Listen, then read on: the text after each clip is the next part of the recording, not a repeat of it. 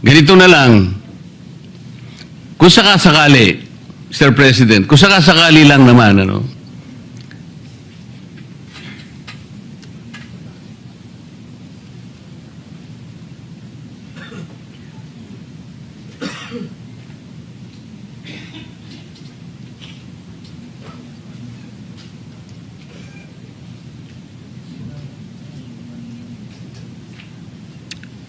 ito po kasi, tama naman yung aking suspecha, Mr. President. There was already an admission on the part of Ambassador Lacanilao then nung nag-hearing ang isang committee in the Senate on the arrest of FPRRD, na nag-volunteer ka lang eh. Because there is no available official of PCTC o walang personnel, kaya ikaw ang nag-volunteer. There is a transcript to this effect that you just volunteered. So there is no document.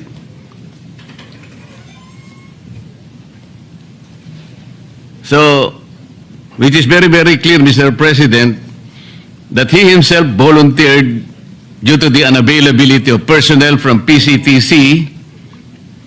So he arrogated upon himself something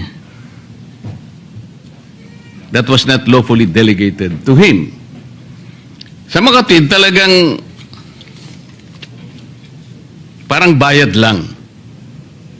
Parang papremyo lang sa kanya ito.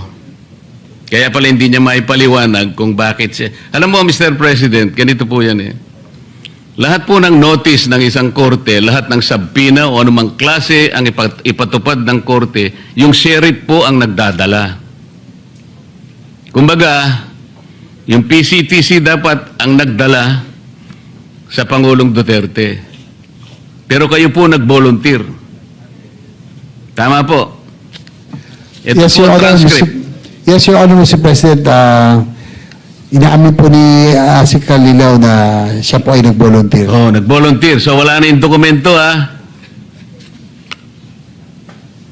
Wala na yung dokumento, eh. Hindi mo nga maipaliwanag kung ano yung content ng document. Eh. Kwento lang yun. Kwentong kutsero lang. Yes?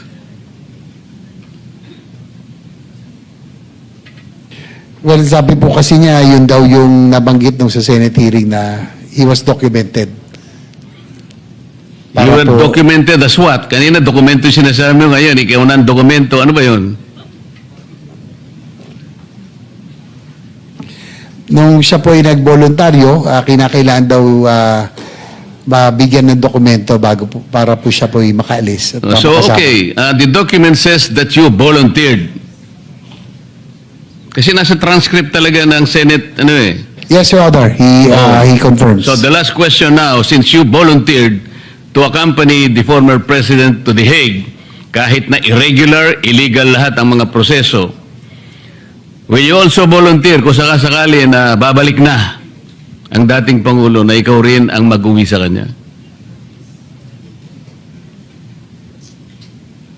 He says that if there is an order for him to do so, he will volunteer to bring Paano him back. magiging voluntary yung kung ordering ka pa?